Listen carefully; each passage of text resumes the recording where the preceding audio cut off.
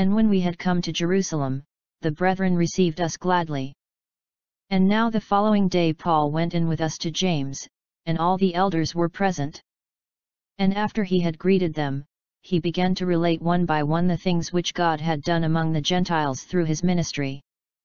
And when they heard it they began glorifying God, and they said to him, You see, brother, how many thousands there are among the Jews of those who have believed, and they are all zealous for the law, and they have been told about you, that you are teaching all the Jews who are among the Gentiles to forsake Moses, telling them not to circumcise their children nor to walk according to the customs.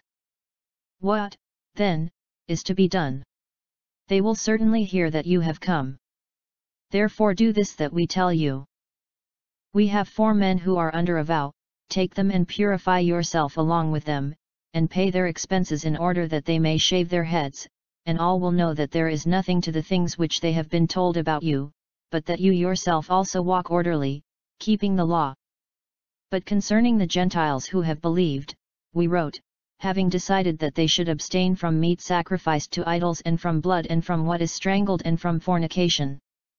Then Paul took the men, and the next day, purifying himself along with them, went into the temple, giving notice of the completion of the days of purification, until the sacrifice was offered for each one of them. 21, 17-26, the book of Acts reveals many aspects of the Apostle Paul's character. He was a powerful, clear preacher and a man of great learning and wisdom. He was bold and fearless in the face of the fiercest opposition.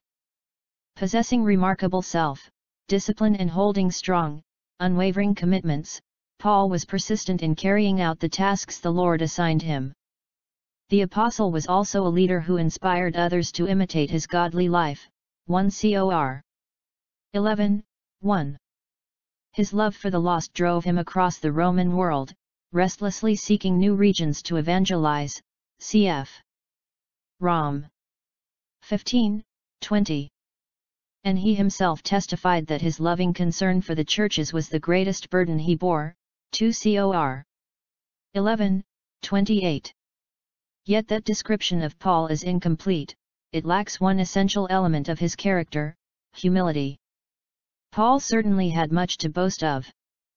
He had impeccable Jewish credentials as a member of the elite Pharisees and a student of the greatest rabbi of the day Gamaliel. Further, he was advancing in Judaism beyond many of his contemporaries among his countrymen, being more extremely zealous for his ancestral traditions. Gal. 1:14, cf. Phil. 3:5-6. No wonder that Paul characterized himself to the Philippians as a Hebrew of Hebrews. Phil. 3:5. His credentials following his dramatic conversion are no less impressive. As the apostle to the Gentiles, Rom. 11:13, 1 Tim. 2:7, Paul spearheaded the spread of the gospel and the establishment of churches throughout the Roman world. Besides his vision on the Damascus Road, he was personally visited by the resurrected, glorified Christ several other times. Paul also had the unique privilege of being caught up to the third heaven. 2 Cor. 12:2. And his sufferings for the cause of Christ were unmatched by anyone else. 2 Cor. 11:2-2 ff. Gal. 6:17. He had performed all the signs of an apostle. 2 Cor. 12:12, and was in no sense inferior to the most eminent apostles. 2 Cor. 11:5.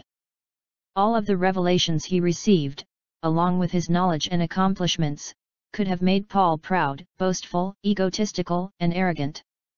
Instead, like the Lord Jesus Christ, Matt. 11:29, he was a gentle, gracious, humble man. 2 Cor. 10:1, 1 Tim. 1:12-17. His humility can be seen clearly in this section. The collection of the offering, which had consumed Paul for many months and endless miles of travel, was about to culminate in his long, anticipated arrival at Jerusalem. There he would present to the Jerusalem church that offering, which he had painstakingly received from the Gentile congregations of Asia Minor and Greece. Their substantial gift of love and gesture of unity would help meet the needs of the poor believers at Jerusalem and conciliate the Jewish and Gentile churches. Paul's last stop before Jerusalem was the port city of Caesarea. From there he and his companions started on their way up to Jerusalem, Acts 21:15, about 65 miles to the southeast. Travelers always went up to Jerusalem, since it is located on a plateau. As was customary, cf. Acts 20:38, 21, 5, some of the Caesarean Christians accompanied Paul's party to Jerusalem, 21:16. Luke notes that their destination was the house of Mnason of Cyprus, a disciple of long standing with whom they were to lodge, 21:16. Mnason's Greek name suggests that he was a Hellenistic Jew. His familiarity with Gentiles and with Greek culture was no doubt why Paul and his Gentile companions stayed with him. Mnason would have been more comfortable housing them than the more strict Palestinian Jews. Luke's description of him as a disciple of long standing may mean that he was one of those converted on the day of Pentecost. If so, he may have been one of Luke's sources on the early days of the Church. Paul's arrival in Jerusalem marked the end of his missionary journeys. He would soon be arrested and remain an ambassador in chains, f. 6:20, for the remainder of the period covered by Acts. This transitional passage depicts the apostles' fellowship with the Jerusalem church and the events leading to his arrest. To capture the features of this monumental meeting, we may divide the text into three sections: communion, concern, and compromise. Communion. And when we had come to Jerusalem, the brethren received us gladly. And now the following day Paul went in with us to James, and all the elders were present. And after he had greeted them, he began to relate one by one the things which God had done among the Gentiles through his ministry. And when they heard it they began glorifying God. 21:17-20a. Paul no doubt arrived in Jerusalem by the day of Pentecost as he had planned.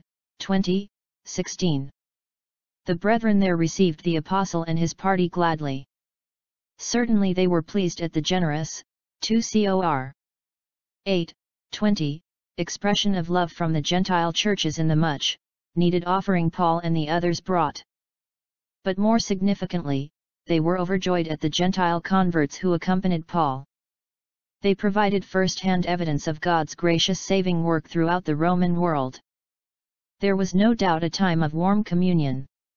After the initial, unofficial reception, possibly at Mnason's house, on the following day Paul and the others went into James, and all the elders were present.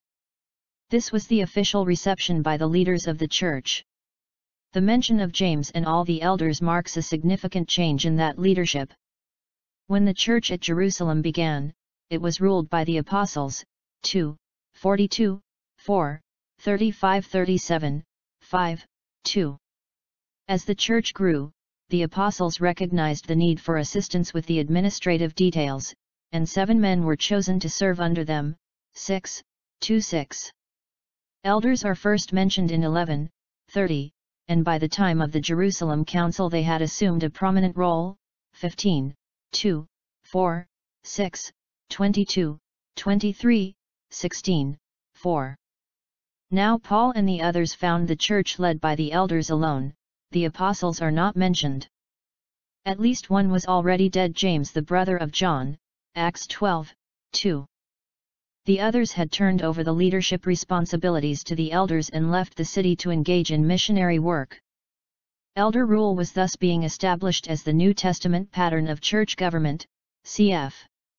Acts 14:23, 20, 17, 1 Tim 5:17, Titus 1:5, James 5:14, 1 Pet 5:1-5. The number of those elders is not given. Some have speculated that there were 70, paralleling the Jewish Sanhedrin. Given the enormous size of the Jerusalem church, cf. v. 20, there may have been at least that many and probably more. Just as Peter often functioned as spokesman for the apostles, James filled that role for the elders. Paul described him as having been, with Peter and John, one of the pillars of the Jerusalem church, Gal. 2:9. Significantly, following his own miraculous release from Herod's prison, Peter had commanded the believers to report these things to James and the brethren, Acts 12:17. James held a recognized position of leadership even at that early date. Strangely, Luke does not mention the presentation of the collection. In fact, except for an allusion to it in 24:17, he does not refer to it at all in Acts. We can assume, however, that it was presented and gratefully accepted. After he had greeted the assembled elders, Paul began to relate one by one the things which God had done among the Gentiles through his ministry. He did not couch his report in vague generalities or tedious statistics. Instead, he told them one by one, cf. Acts 11:4, of specific incidents in his missionary journeys. Nor did the apostle boast of what he had accomplished. Instead, he recounted the things which God had done among the Gentiles through his ministry. As in his previous reports, 14:27, 15:4-12, Paul humbly gave all the credit and glory to God. He saw himself only as an instrument God graciously called to preach the gospel to the Gentiles, cf. Rom. 15:18, f. 3:8, 1 Thess. 2:4. Paul expressed his humility in his rebuke of the hero-worshipping Corinthians. Writing to them in 1 Corinthians 3:5-7 he declared, "What then is Apollos? And what is Paul? Servants through whom you believed, even as the Lord gave opportunity to each one. I planted, Apollos watered, but God was causing the growth. So then neither the one who plants nor the one who waters is anything, but God who causes the growth." Later in that same letter he added, "By the grace of God I am what I am, and his grace toward me did not prove vain, but I labored even more than all of them, yet not I, but the grace of God with me." 1 Cor. 15:10. To the Romans he wrote, "I will not presume to speak of anything except what Christ has accomplished through me, resulting in the obedience of the Gentiles by word and deed." Rom. 15:18. It is the mark of a godly man that he exalts the Lord and not himself. "He who boasts," wrote Paul in 2 Corinthians 10:17, "let him boast in the Lord." Paul's God-centered report produced a corresponding response by the assembled elders. Instead of praising him, when they heard it, they began glorifying God. As when Peter reported the salvation of Cornelius's household, 11:18, Paul's report produced rejoicing. The salvation of sinners has the same effect in heaven, as Luke 15:7, 10, 32 indicate. By glorifying God, the elders acknowledged that salvation is his work, not man's. Concern, and they said to him, "You see, brother, how many thousands there are among the Jews of those who have believed, and they are all zealous for the law, and they have been told about you, that you are teaching all the Jews who are among the Gentiles to forsake Moses, telling them not to circumcise their children nor to walk according to the customs. What, then, is to be done? They will certainly hear that you have come." 21:20b-22. The joy of the Jerusalem leaders was mixed with concern. A potentially serious problem had developed, one they needed Paul's help to resolve. They reminded their beloved brother of something he himself had observed. "You see is from there," which means to perceive, discern, or reflect on. There were many thousands, myriads, literally myriads, tens of thousands, among the Jews, who had believed, who were all zealous for the law. The Greek text uses a noun and actually reads zealots for the law. These were Jewish Christians who remained devoted to the ceremonial aspects of the law. While not viewing it as a means of salvation, they still observed its required feasts, Sabbath regulations, ritual vows, v. 23, and dietary restrictions. Why were they still clinging to the customs and rituals of the Old Covenant? First, because those customs and rituals had been established by God. Coming to faith in Jesus Christ enhanced these Jewish believers' love for God and desire to obey Him, and thus may have motivated a greater zeal for the old ceremonies. Second, the apostles and other leaders in the Jerusalem church did not oppose the continuation of these practices. Nowhere in the New Testament are Jewish believers condemned for observing them. In fact, Paul commands tolerance for such weaker brothers, Rom. 14, 1 ff. 1 Cor. 8:10, until they grow to understand their freedom and can use it with clear consciences. The Jerusalem Council, Acts 15, while forbidding the imposition of Old Covenant rituals on Gentiles, did not prohibit Jewish believers from continuing to observe them. God Himself was tolerant during this period of transition, knowing how difficult it was for the Jewish Christians to break with their past. See the discussion of this point in chapter 12 of this volume. He also knew that in a few years this would no longer be a dominant issue in the church. After the Jewish revolt against Rome, AD 66-70, which culminated in the destruction of Jerusalem, the influence of the Jerusalem church waned. Christianity gradually became a predominantly Gentile faith, and other churches, such as Antioch and Alexandria, ascended to the forefront. James and the elders then set forth the specific problem that was troubling them. They warned Paul, "The zealots for the law have been told about you that you are teaching all the Jews who are among the Gentiles to forsake Moses, telling them not to circumcise their children nor to walk according to the customs." This large group of zealous Jewish believers provided fertile soil for false teachers, Paul's old nemesis, the Judaizers. These bitter enemies of the gospel of grace had dogged Paul's footsteps throughout his missionary journeys. In fact, he wrote Galatians largely to counter their dangerous false teachings. They denied that salvation is by grace through faith alone, insisting that keeping the Mosaic law was required for salvation, cf. Acts 15, 1. The Jerusalem Council explicitly rejected their heretical teachings. The phrase "they have been told" indicates that these troubling reports were far more than mere rumors from the diaspora Jews, those living outside Palestine. The underlying Greek verb is kach, from which the English word catechism, implying learning by repetition, derives. The Judaizers had literally drilled their lies about Paul into the heads of the Jewish Christians. By claiming that Paul was teaching all the Jews who are among the Gentiles to forsake Moses, telling them not to circumcise their children nor to walk according to the customs, the Judaizers sought to destroy his credibility with the Hebrew Christian community, which still revered the Mosaic law. The charges against Paul were unsettling for the Jerusalem church, since they dealt with issues that went to the heart of what set the Jews apart as God's people. Further, this was a time of intense Jewish nationalism and political unrest. One insurrection after another rose to challenge the Roman overlords, and Felix brutally suppressed them all. This only increased the Jewish hatred for Rome and inflamed anti-Gentile sentiments. It was a time when pro-Jewish sentiment was at its height, and friendliness with outsiders was viewed askance. John B.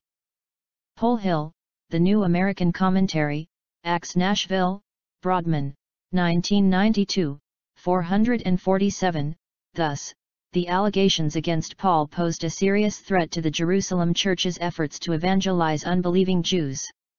The Judaizers' accusations were, of course, completely false. Paul nowhere taught Jewish Christians to abandon their Jewish heritage.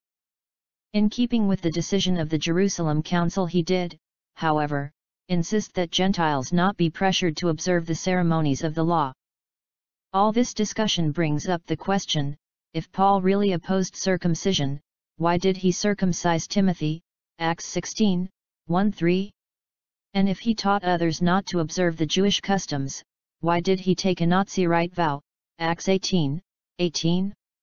Further, the Judaizers' lies about Paul were contradictory. In Galatia, they falsely accused him of advocating circumcision, Gal. 5, 11. Here in Jerusalem they falsely accused him of abrogating it. Like all inveterate liars, they said whatever was expedient at the moment. It is hardly surprising that the children of the father of lies resort to lies, John 8:44. Lies are one of the main ways Satan attacks the work of God. Believers should be slow to accept accusations against other Christians, particularly leaders, 1 Tim 5:19, especially when such charges originate with opponents of the Christian faith. False or not, the accusations posed a serious threat that had to be dealt with. As a way of introducing their proposed solution, the elders asked Paul what, then, is to be done? They will certainly hear that you have come. Something had to be decided, for the news of Paul's presence in Jerusalem could hardly be kept secret. Compromise, therefore do this that we tell you. We have 4 men who are under a vow, take them and purify yourself along with them, and pay their expenses in order that they may shave their heads, and all will know that there is nothing to the things which they have been told about you, but that you yourself also walk orderly, keeping the law. But concerning the Gentiles who have believed, we wrote, having decided that they should abstain from meat sacrificed to idols and from blood and from what is strangled and from fornication. Then Paul took the men, and the next day, purifying himself along with them, went into the temple, giving notice of the completion of the days of purification, until the sacrifice was offered for each one of them. 21, 23-26. The elders feared a confrontation between the apostle to the Gentiles and the misinformed zealots for the law. To head that off, they suggested a compromise, not a sacrifice of truth for expediency but an act of sacrificial humility to promote unity and understanding. Therefore, they urged Paul, do this that we tell you. They informed him of 4 men of their number who were under a vow, a Nazirite vow, as the reference to shaving their heads makes clear, cf. Number 6:18. The Nazirite vow, expounded at length in Numbers 6, symbolized total separation to God. It involved abstaining from alcoholic beverages and all other products derived from grapes, letting the hair of the head grow long, and avoiding contact with dead bodies. The usual length of the vow was 30 days, cf. Josephus Wars 2.15.1, although Samson, Judge 16:17, Samuel, 1 Sam 1:11, and John the Baptist, Luke 1:15, were Nazirites for life. It manifested the highest level of spiritual devotion. What it meant for Paul to purify himself along with the 4 is not clear. He could not have taken a Nazirite vow himself, since the 4 men's vows would expire in 7 days, v. 27. Some have suggested that the 4 had incurred a ritual defilement during their vows. Numbers 6:9-12 describes the purification ritual, lasting 7 days, that applied in those circumstances. That does not appear to be the case here, however, since those defiled and purified had to begin the period of their vows all over again, Number 6:12.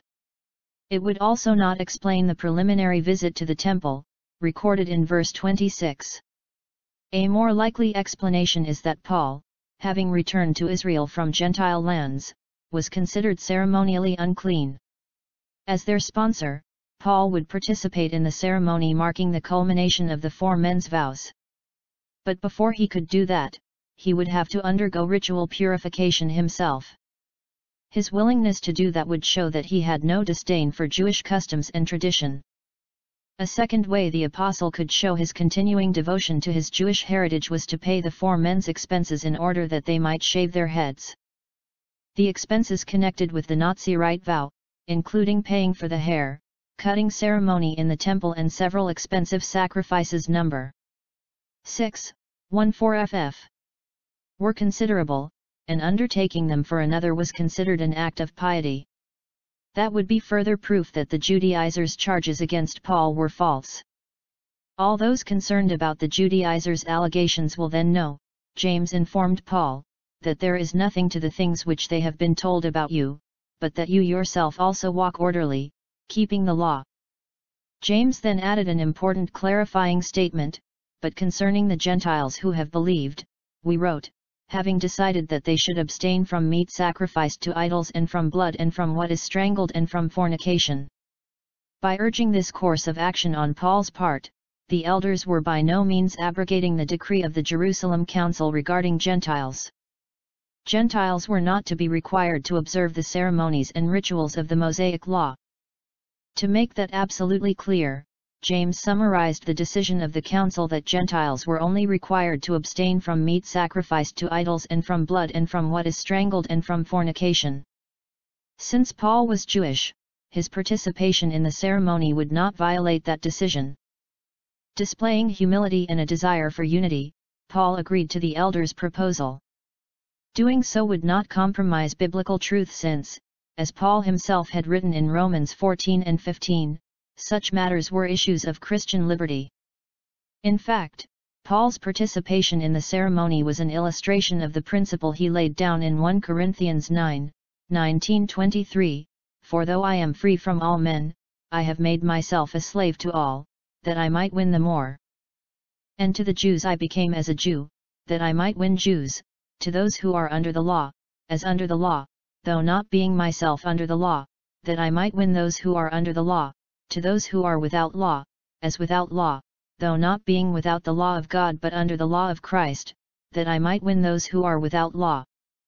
To the weak I became weak, that I might win the weak, I have become all things to all men, that I may by all means save some. And I do all things for the sake of the gospel, that I may become a fellow partaker of it." For further discussion regarding Christian liberty, see 1 Corinthians, MacArthur New Testament Commentary, Chicago, Moody, 1984, 243 ff. Accordingly, Paul took the men, and the next day, purifying himself along with them, went into the temple, giving notice of the completion of the days of purification, until the sacrifice was offered for each one of them. Thus was set in motion the chain of events that would culminate in the apostles' arrest. Some have argued that by heeding the elders' request, Paul made a tragic mistake.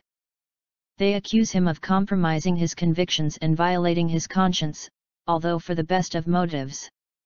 Such a view is unlikely, however, for several reasons.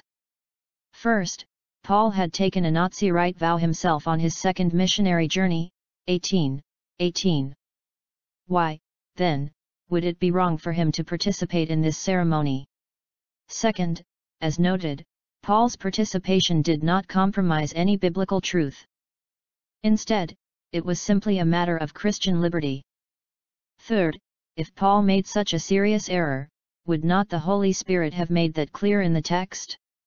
Luke, under the Spirit's inspiration, recorded Paul's failures, cf. 15:37-39, as well as his strengths.